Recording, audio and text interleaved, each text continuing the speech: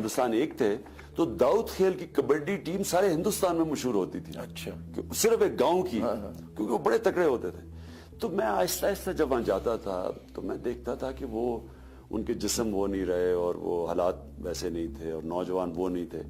تو مجھے پتا چلا کہ وہاں بے روزگاری کی وجہ سے یا نوجوان منشیات کی طرف نکل گئے ہیں اور یا پھر وہ یہ جرم کی طرف چلے گئے. تو میں نے سوچا میں ٹیکنیکل کالج بنا دوں گا جس میں وہ ہنر سے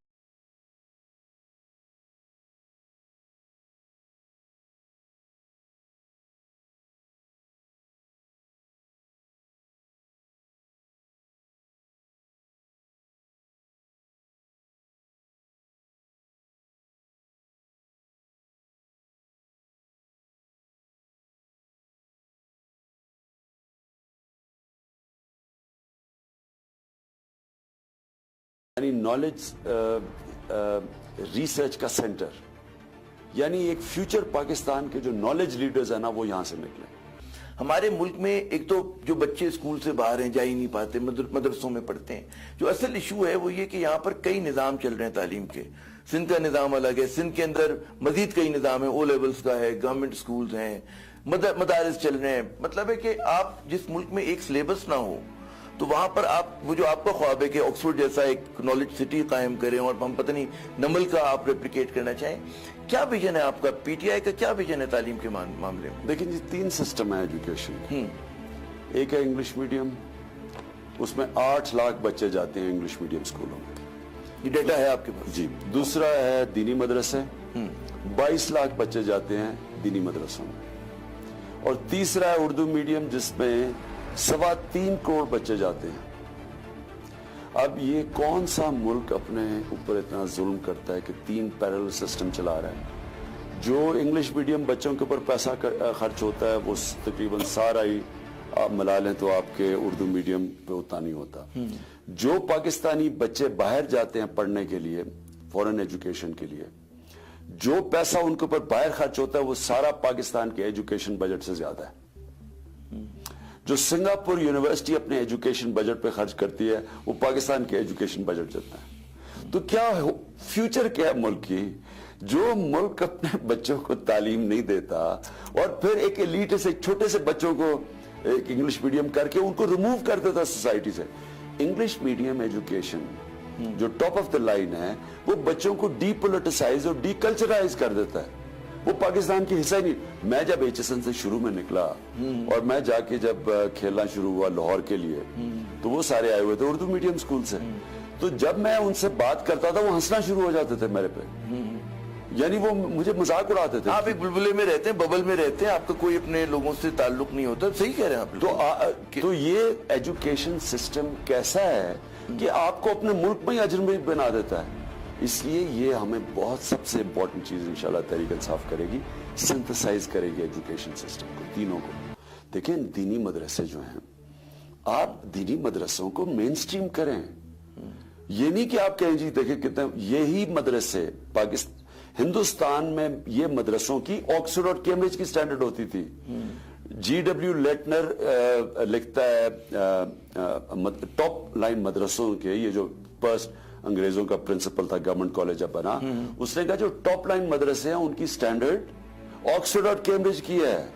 جو ولیم ڈیلمپل اس نے کتاب لکھی ہے دی لاسٹ مغل, وہ کہتا ہے 1857 سے پہلے جو 2 دلی کے ٹاپ مدرسے تھے وہ سارے عیسائی بھی, جو ہندو بھی, جو کرسچن بھی, جو مسلمان, ساری اشرفیہ اپنے بچے ان 2 مدرسوں میں بھیجتی تھی. وہ ٹاپ آف دا لائن تھے. وہ ڈیلی کالج سے ان کے بہتر سٹینڈرڈ تھی. تو یہ انہوں نے, تو آج اگر ہم نے اپنا ایجوکیشن سسٹم یہاں پہنچا دیا ہے کہ جی ہم مدرسے کہتے ہیں, اگر مدرسوں میں ہم کہتے ہیں کہ ہر قسم کی تعلیم نہیں تو ہم لے کے آئے وہاں. ہمیں ان کو ساروں کو course syllabus English medium, Urdu medium, دینی مدرسوں کا ایک ہی ہونا چاہیے. پھر ایکسٹرا سبجیکٹس دین میں کہیں چلے جائیں, کہیں انگلش کے زیادہ اور طرف چلے جائیں, لیکن مین سلیبس تو ایک ہونا. اچھا, کوئی پیغام اب میں, کیونکہ ہم پروگرام کے آخری اس میں ہیں, کہ جو آپ نوجوانوں کو دینا چاہتے ہیں, جو آپ کو رول ماڈل سمجھتے ہیں, کیا ہوگا؟ نوجوانوں کو سب سے پہلے تو یہ کہ جو قوم اپنی عزت نہیں کرتی دنیا میں اس قوم کی کوئی عزت نہیں کرتا. اور یہ جو ہمارے سے ہوا ابھی سعودی عربیہ میں پرائم منسٹر سے, یہ اس لیے ہوا کہ جب آپ اپنی قوم کی عزت نہیں کرتے تو لوگ جو ہیڈ آف اسٹیٹ کی بھی عزت نہیں کرتے, اور پھر جو قوم اپنے حقوق کے لیے نہیں کھڑی ہوتی تو وہ قوم پھر غلام بن جاتی ہے. زندہ قوم جو ہوتی ہے وہ حق کے لیے کھڑی ہوتی ہے, وہ یعنی وہ اگر ظلم کا مقابلہ کرتی ہے.